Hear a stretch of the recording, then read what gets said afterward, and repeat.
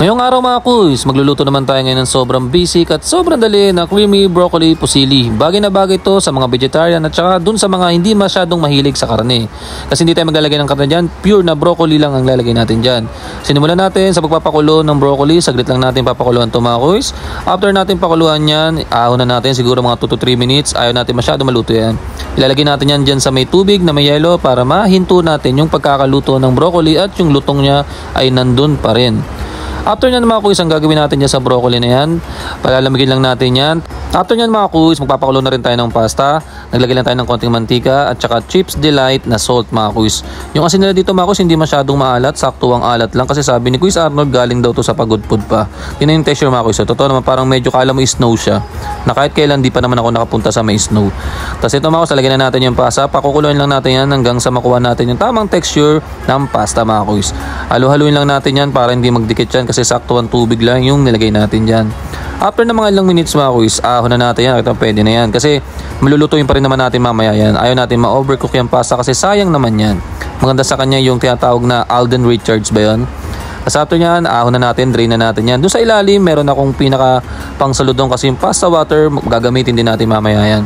Kaya pagka mga gitong mga lutuin mga kuys, huwag yung tatapon yung pasta water kasi makakatulong yun sa pagpapasarap mamaya. Tapos sinunod natin i-blender yung broccoli. Siguro nagtira lang tayo ng 1/4 dyan para mamaya pang toppings natin. I-blender lang natin yan hanggang sa madurog talaga siya ng sobra mga kuys. Ulit-ulitin lang natin yan hanggang sa makuha natin yung pinaka-texture na gusto natin. Kasi ang gusto natin dito yung halos hindi na siya makita at magkulay siya dun sa pasta. Pagkatapos yan mga kuys, ganito yung tsura, goods na yan. Yan mga kuys, mas maganda nga kung mas marami-raming broccoli para mas green na green.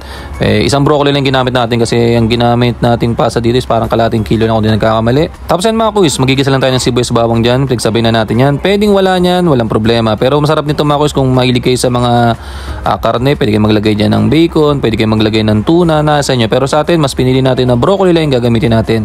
Naglagay tayo ng konting butter dyan. Tapos ito, lagyan na natin yung pusili natin dyan na pasta.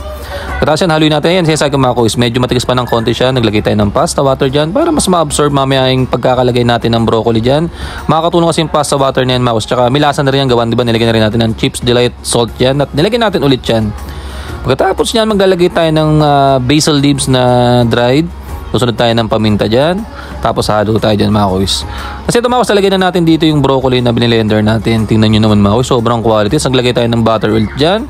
Tapos yan mga kuys, sasaglitan na lang natin ng luto to kasi luto na rin yung pasta. Tapos ayaw natin sobrahan ng luto yung broccoli tsaka yung ating butter. Gusto natin creamy, nandyan pa rin.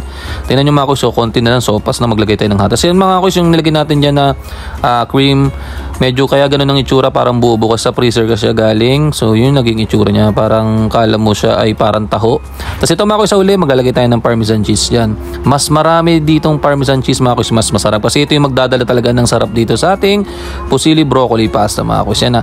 Pagkatapos yan sa uli, nung goods na siya, lalagyan na natin dyan yung stem ng broccoli.